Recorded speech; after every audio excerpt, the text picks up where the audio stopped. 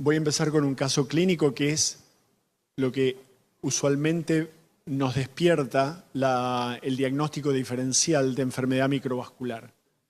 Esta es una mujer que tiene hipertensión, diabetes y tiene disnea de esfuerzo. Y cuando uno ve la perfusión, uno dice, ¿quién dice que es normal? ¿Quién dice que es anormal? Nadie dice que es anormal. Bueno, yo lo digo que es anormal porque lo que uno ve es que la cavidad del ventrículo izquierdo se dilata. ¿Está bien? Lo que es cierto es que no hay defectos de perfusión. Tenemos ese defecto muy chiquitito en la parte apical, pero no hay un gran defecto de perfusión y lo único que hay es una dilatación transitoria del ventrículo izquierdo. Cuando uno ve dilatación transitoria del ventrículo izquierdo, automáticamente piensa en que la perfusión no es normal, porque el ventrículo se dilata porque hay isquemia en la parte subendocárdica del corazón, hace que la pared se afine, ¿no? Que tenga menos cuentas y uno tiene una dilatación transitoria. Y cuando uno le mide el flujo, ve por qué ocurre esto. Tiene el flujo, como ustedes ven, de reposo a esfuerzo. El del esfuerzo uno espera tener alrededor de 1.8 a 2 mililitros por minuto por gramo de tejido. Y la reserva coronaria uno espera que sea de 2 o más de 2. Y uno ve que tanto el flujo pico como la reserva coronaria, que es el cociente entre el flujo pico y el reposo, son anormales. Cuando uno ve dilatación transitoria del ventrículo izquierdo sin defectos de perfusión, en general lo que pensamos es que lo que predomina en ese paciente, en la mayoría de esos pacientes, es la enfermedad no obstructiva. ¿Está bien? Habíamos pensado que si uno tiene dilatación transitoria y no tiene defecto de perfusión, tiene enfermedad de 3 vasos. La verdad es que ese número de pacientes es muy, muy chiquitito. 2%. ¿Está bien? Entonces, siempre que vean eso, piensen que el diagnóstico diferencial puede ser la enfermedad microvascular. Si uno tiene la posibilidad de cuantificar el flujo, mejor. Pero si uno lo único que ve es la dilatación transitoria, sabe que ese paciente tiene isquemia subendocárdica. Y la mayoría tiene hipertrofia patológica del ventrículo izquierdo, ya sea por hipertensión arterial, por enfermedad con miocardiopatía hipertrófica o alguna otra enfermedad infiltrativa que genere ese patrón. Y, por supuesto, las coronarias mostraron la ausencia. Es decir, como médicos nucleares, presten mucha atención a la presencia de un defecto focal. Si hay dilatación transitoria y defecto focal, uno tiene que pensar es que el diagnóstico es enfermedad de 3 vasos, hasta que se demuestre lo contrario. Pero si no hay defecto de perfusión, uno se inclina más hacia la enfermedad no obstructiva, que incluye la enfermedad microvascular. ¿Por qué es importante detectarla? Porque uno puede dirigir el tratamiento en forma más adecuada y uno puede lograr una mejoría del síntoma. Es decir, hay uno o más estudios ya que muestran que cuando uno tiene diagnóstico preciso, puede establecer la terapia adecuada y uno puede mejorar la calidad de vida. En primer lugar, no es algo infrecuente.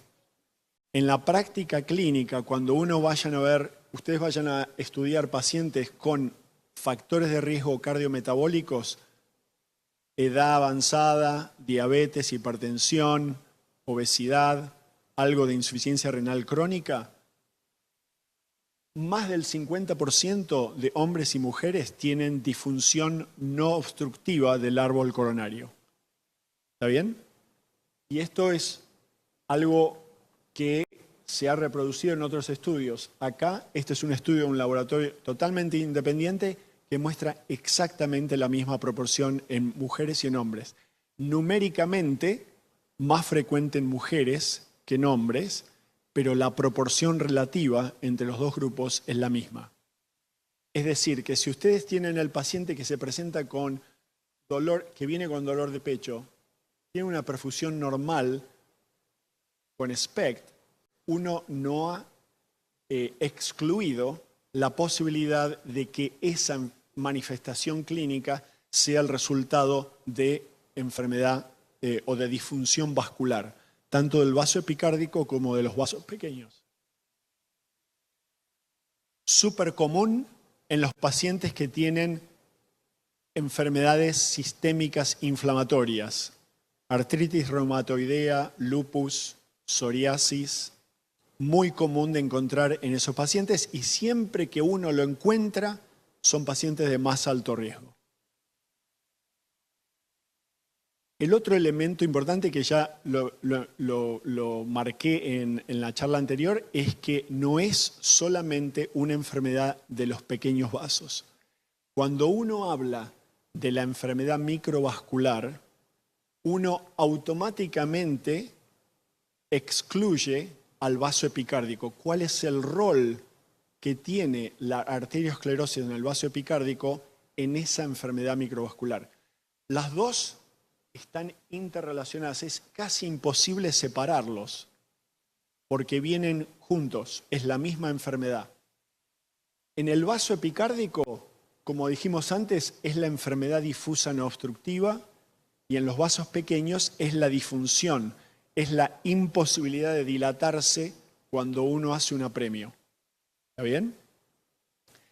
Y el INOCA lo podemos clasificar en dos grupos.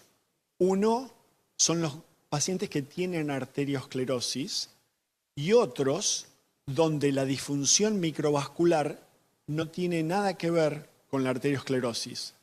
Y el segundo grupo son todos los pacientes con miocardiopatías, donde la arteriosclerosis juega un papel muy chiquitito o cero. Y ahí tenemos la miocardiopatía hipertrófica, la miocardiopatía amiloide, la enfermedad infiltrativa por Fabry's, los pacientes que tienen dilatación idiopática del ventrículo izquierdo, miocardiopatía dilatada, y los pacientes que tienen el Takotsubo, la miocardiopatía de estrés. Esos son pacientes que en general tienen una carga arteriosclerótica muy, muy chiquitita, pero tienen un montón de enfermedad microvascular. ¿Por qué? Porque los vasos pequeños se remodelan y hay infiltración, por ejemplo en Fabry's, donde hay reemplazo fibrótico y reemplazo por otros contenidos que expanden la parte intersticial y disminuyen, hacen compresión de los vasos pequeños y hay disfunción microvascular. Pero de los pacientes que rutinariamente vemos que tienen dolor de pecho y que la perfusión es normal, consideren que el 50% va a tener enfermedad microvascular que tiene su relación con la enfermedad epicárdica. Y esto es por qué es tan frecuente, porque no es que ahora la descubrimos, es que a lo largo de los últimos años hubo una explosión de factores cardiometabólicos, más obesidad, más prediabetes, más insuficiencia renal crónica, y todos estos factores aceleran el proceso aterogénico. ¿Está bien? ¿Por qué es importante considerar la enfermedad difusa no obstructiva? Por tres razones. Una es que está presente en la mayoría de los pacientes.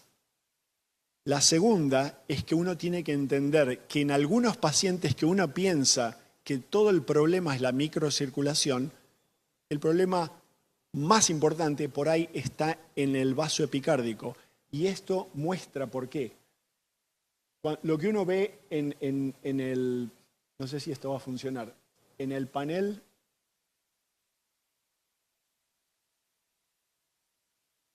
superior a la derecha es un vaso con enfermedad difusa sin estenosis focal. Y lo que uno ve en el panel inferior es la medición de la presión intracoronaria.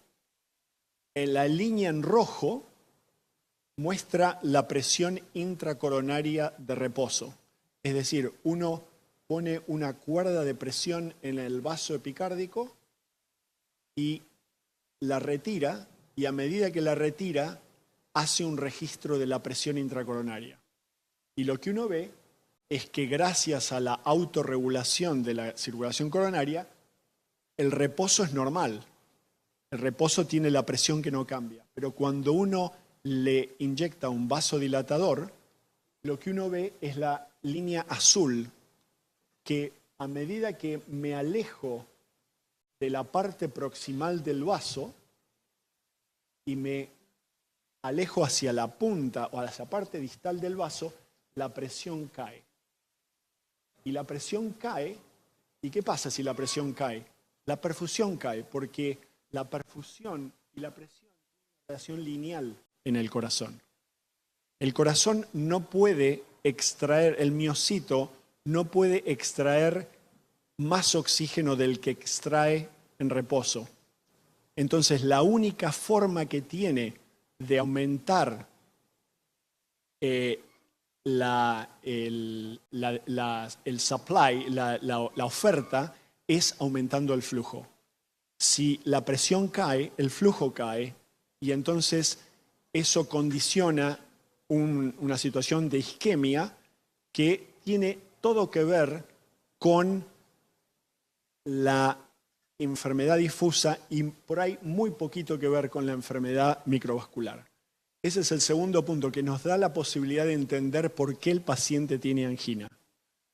Y la tercera, y creo que es la más importante que fue mencionada anteriormente, es que nos da la oportunidad de definir cuán agresivo tengo que ser para manejar la enfermedad de base, que es la arteriosclerosis.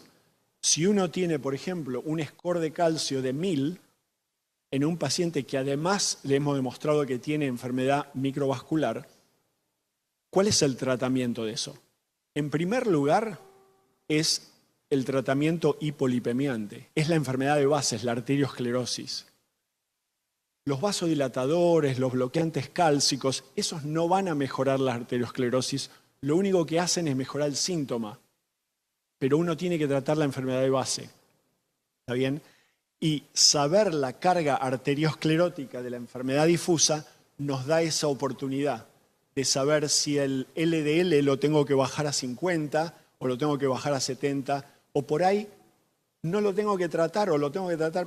Por ejemplo, la paciente de 85 años con hipertensión arterial, con score de calcio de 0, esa paciente va a tener muy poco beneficio de darle estatinas de alta intensidad. Y el problema de esa paciente es disfunción del endotelio casi puro por hipertensión arterial. Entonces, saber la carga arteriosclerótica, y por eso les decía antes que el futuro de la cardiología nuclear está de la mano de la tomografía computada.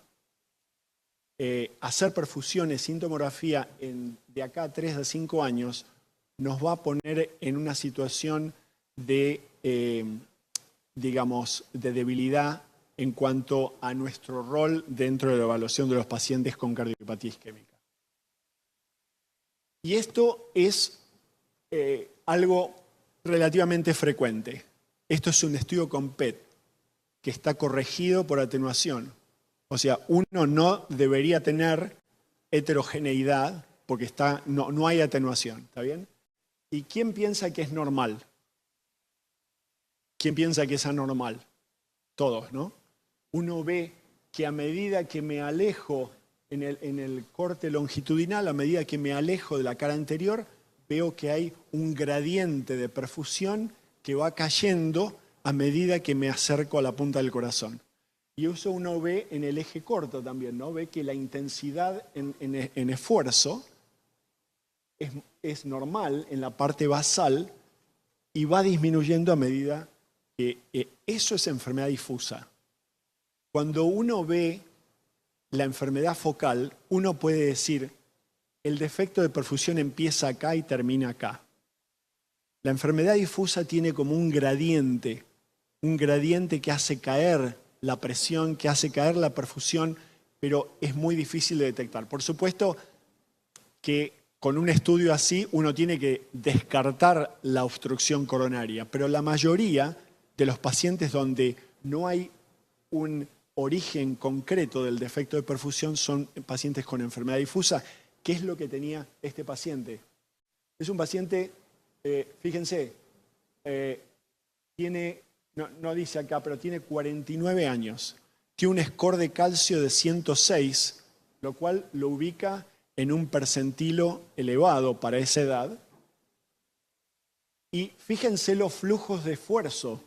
Para un paciente de 49 años, poder aumentar el flujo nada más que 1.5 veces el flujo de reposo, o 50% del flujo de reposo, es anormal. ¿Está bien? Ese flujo estaría por arriba de 2 seguro, pero ustedes vean que es difuso, es en todo el corazón. Y una cosa importante, el flujo en la cara anterior, cuando uno ve los segmentos, no cae. Hay una caída gradual, pero no hay una caída con gradiente obstructivo que uno lo ubica en un paciente con la posibilidad de tener. Y nosotros con el PET medimos la reserva de flujo fraccional, el FFR. ¿Por qué la podemos medir? Porque medimos el flujo. Y el flujo y la presión son lineales. Entonces uno puede reemplazar presión por flujo y calcular la reserva coronaria relativa. ¿Está bien? Y la reserva coronaria relativa es el FFR que se mide en el laboratorio de cateterismo. Y este paciente, esto no funciona acá, pero a ver si funciona. No, son unos... uno muestra que la arteria descendente anterior no tiene obstrucción, pero tiene un gradiente que uno lo ve que tarda muchos frames en poder llenar el contraste en la cara anterior.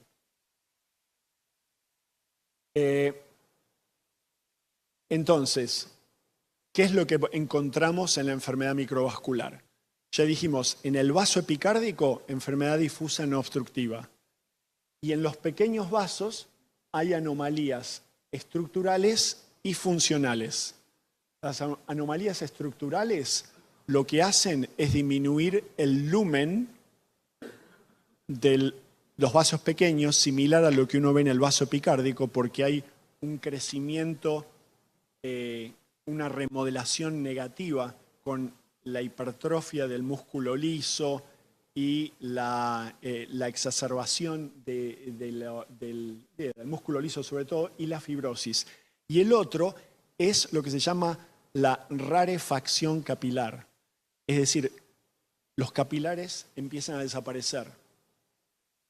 Eso es característico de la miocardiopatía hipertensiva, por ejemplo.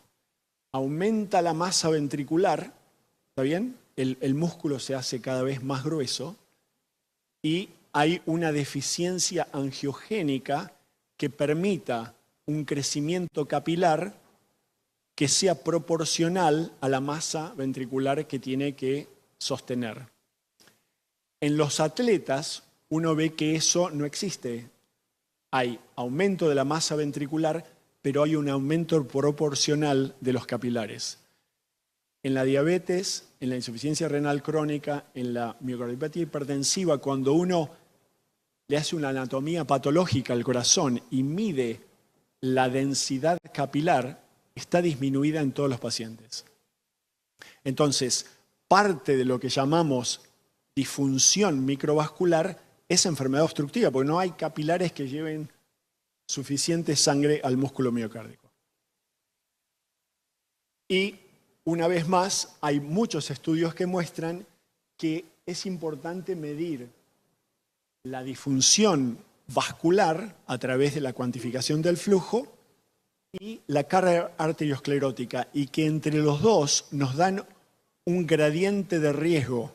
En este heatmap, lo que uno puede encontrar es que cuanto más obstructivo y más severas son los pacientes, que son de más alto riesgo, pero tenemos grupos que tienen relaciones, y el grupo más importante es el grupo que está en el medio. Si está obstructivo, y vamos a hacerle angioplastia o cirugía a la mayoría de esos pacientes. No los va a curar, ¿está bien? Muchos van a presentar angina recurrente, como dijimos, pero los va a ayudar, va a mejorar el síntoma parcialmente. Los pacientes que están en el medio, que no tienen obstrucción, esos son los más difíciles de tratar y en esos ahí entra el tratamiento de la enfermedad de base y la enfermedad y el síntoma. ¿Cómo hacemos el diagnóstico? Bueno, en primer lugar tenemos que tener síntomas. La disfunción microvascular tiene un periodo latente que no tiene síntomas, es subclínico, el paciente no tiene ninguna manifestación, pero no hacemos screening de enfermedad microvascular. Cuando los vemos es porque hay algún síntoma pertinente. Por supuesto la evaluación, pero después viene la evaluación diagnóstica. ¿Y cuáles son los componentes de la enfermedad, de la evaluación diagnóstica? En primer lugar, tengo que descartar que el paciente tenga enfermedad obstructiva. Y ahí, nuevamente, viene el rol de la angiografía. En los pacientes jóvenes va a ser más que nada la angiografía por tomografía computada. En los pacientes más añosos, la tomografía computada tiene un rol más limitado porque hay mucho calcio y hay muchas otras cosas que no nos permiten evaluarla en forma acertada, pero es un dato, es un elemento que en algún momento de la evaluación tiene que pesar, que uno debe descartar la enfermedad obstructiva. Y después viene la evaluación indirecta de la microcirculación, porque no la puedo ver. Entonces, la única forma de hacer el diagnóstico es la interrogación por un apremio de estrés. Y el apremio de estrés que usamos usualmente es el estrés por vasodilatadores, ya sea con resonancia, con medicina nuclear o con ecocardiografía, la vamos a hacer con vasodilatadores. Y estas son las guías. Las guías muestran que la cuantificación del flujo por PET, por resonancia y por eco tienen una categoría 2, porque no hay estudios randomizados, entonces tienen categoría 2. ¿Está bien? Cada uno de estos métodos tiene su valor y sus weaknesses y sus puntos fuertes, pero es importante reconocer que todos ellos tienen un valor dentro del diagnóstico. Y un elemento que siempre pensamos es cuál es el valor de la prueba de esfuerzo, porque eso es lo más barato, lo más accesible que uno tiene en la práctica ambulatoria. Y la realidad es que si uno hace una prueba de esfuerzo y el paciente tiene angina y tiene cambios electrocardiográficos, la especificidad de esos hallazgos es extremadamente alta. Si uno no tiene posibilidad de hacer una cuantificación por resonancia o por PET, uno tiene que asumir que ese paciente que tuvo manifestaciones electrocardiográficas y clínicas tiene enfermedad microvascular, si uno descartó la enfermedad obstructiva. ¿Está bien? Ahora, si uno tiene la posibilidad de hacerlo, confirmarlo es bueno. Ahora, la sensibilidad es muy baja, porque la mayoría de los pacientes con disfunción vascular no tienen electrocardiogramas positivos, tienen angina, pero no tienen electrocardiogramas positivos. O sea que el estudio con la prueba ergométrica negativa no me descarta la posibilidad de la enfermedad microvascular. La otra cosa es que usamos la reserva coronaria como elemento que nos permite hacer el diagnóstico. Y entonces uno dice, bueno, ¿cuál es el punto de corte que define al normal y al anormal? Y siempre decimos 2. ¿Está bien? 2, porque está basado mucho en estudios que hicieron seguimiento pronóstico. ¿Está bien? Y yo lo que digo es que hacer el diagnóstico y establecer el pronóstico son cosas distintas. Entonces les voy a dar 2 pacientes.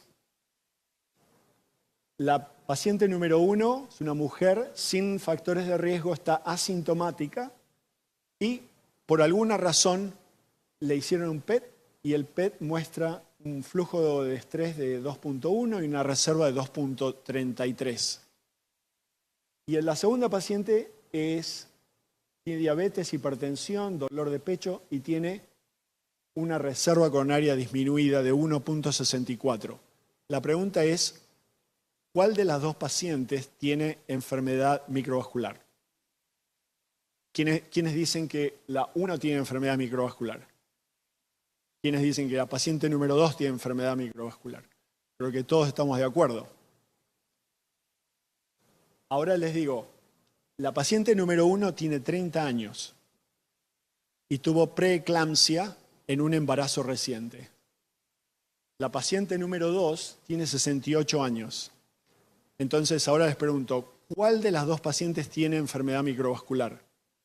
Los dos tienen enfermedad microvascular. ¿Cuál es la paciente de más alto riesgo? La número 2. La número 2 es la de más alto riesgo. Entonces, cuando uno dice cuál es el punto de corte que define el normal y el anormal, uno tiene que vincularlo y contextualizarlo con el paciente que tiene enfrente. Un paciente que tiene 30 años no puede tener una reserva coronaria de 2,2. La reserva coronaria es de 3 para arriba, porque la reserva coronaria cae con la edad. ¿Está bien? Si uno habla de pacientes de más de 55, 60 años, uso el número 2, que es un número que funciona muy bien. Pero en los pacientes jóvenes eso no funciona. Y si uno utiliza 2, no vamos a hacer diagnóstico de enfermedad microvascular en ningún paciente joven, porque la mayoría va a tener reservas coronarias que están alrededor de 2. ¿Está bien? Y el último dato importante es que la reserva coronaria normal no excluye la posibilidad de que el síntoma sea vasoespasmo. ¿Por qué? Porque cuando uno hace un apremio con un vasodilatador, lo único que hace es medir la capacidad vasodilatadora, no mide el potencial dinámico de esa coronaria de contraerse. Entonces, existen dos formas de espasmo, uno el espasmo en el vaso epicárdico y el otro el espasmo en el vaso pequeño. El vaso pequeño no lo vemos, pero cuando uno hace una angiografía y le inyecta acetilcolina, ahora no usamos más la ergonomina, ¿está bien? Pero ahora se usan las dosis crecientes de acetilcolina. La acetilcolina produce vasodilatación si el endotelio es normal, pero produce constricción paradójica si el endotelio es anormal. ¿Está bien? Facilita la liberación de óxido nítrico, que es lo que dilata la arteria. Y entonces cuando uno le inyecta adenosina y no ve nada en las coronarias, pero el paciente tiene dolor de pecho y cambio electrocardiográfico, eso es el espasmo microvascular. Y el otro es el que constriñe las arterias epicárdicas. Entonces, esto lo mostró el doctor en la cosa anterior. No es algo para recordar, pero cuando uno diga, lo que está de moda ahora es definir los endotipos, ¿cuántas formas de enfermedad microvascular hay? La más frecuente es cuando la reserva coronaria cae porque hay disminución de la capacidad vasodilatadora. Hay un grupo pequeño de pacientes, menos del 20%, que tiene predominio de espasmo solamente. No tiene disfunción vasodilatadora. Y hay otro grupo que tiene las dos. Tiene disminución de la vasodilatación y tiene además espasmo superimpuesto a esa disminución. Entonces, ¿cuáles son las formas que tengo de testear el vasoespasmo como mecanismo de ese síntoma? Uno es, si la reserva coronaria es normal y sospecho, porque le dimos tratamiento con vasodilatadores, con nitratos y todo esto, y el paciente no mejora. Entonces tengo que pensar que la posibilidad es que haya espasmo. Si pienso que hay espasmo, tengo dos posibilidades. Una, hago un test de espasmo si tengo acceso a eso. La mayoría de los medios donde nosotros trabajamos no tenemos acceso. Entonces la forma alternativa es la forma empírica. Voy a tratar el vasoespasmo y ver si hay una mejoría sintomática. ¿Está bien? Pero entonces recordar que si la reserva coronaria es normal y el paciente sigue teniendo síntomas típicos, no lo manden al psicólogo. Uno tiene que descartar la posibilidad de que el paciente tenga enfermedad vasoespástica, que es la que predomina en el síntoma. Bueno, como conclusión, la enfermedad microvascular es altamente prevalente, sobre todo en los pacientes que tienen una carga de factores de riesgo cardiometabólicos importante. Más del 50% de esos pacientes tienen enfermedad disfunción vascular. Se asocia con enfermedad difusa no obstructiva en la mayoría de los pacientes y la combinación de los dos nos pueden facilitar el diagnóstico diferencial y sobre todo definir un poco cuál va a ser el tratamiento a seguir. La prueba ergométrica convencional tiene algo de valor solo cuando es positiva, pero si es negativa no nos ayuda a descartar ese diagnóstico. Y el diagnóstico necesita el apremio y la medición del flujo coronario porque no podemos ver la microcirculación. Tenemos que hacer esa interrogación indirecta de su función para poder definir cuál es el paciente que tiene disfunción microvascular. Y ahí están todas las técnicas que uno puede utilizar, que podemos discutir en otro momento cuál sería la técnica que va a prevalecer, pero creo que todas tienen sus puntos fuertes y sus debilidades, y uno tiene que ver qué es lo que uno tiene acceso en su medio, no solamente el acceso, donde uno tiene experiencia, porque si uno tiene, yo tengo un resonador y tengo a alguien que me hace el realce tardío, pero no hacen pruebas de esfuerzo, y es muy probable que esa persona no tenga la experiencia en cuantificar el flujo, que puede tener otro centro que tenga resonancia con perfusión y con alguien que haga esto todos los días. Lo mismo ocurre en la medicina nuclear. Si uno no sabe qué es lo que está buscando, probablemente no vaya a encontrar la respuesta que necesita. Muchas gracias.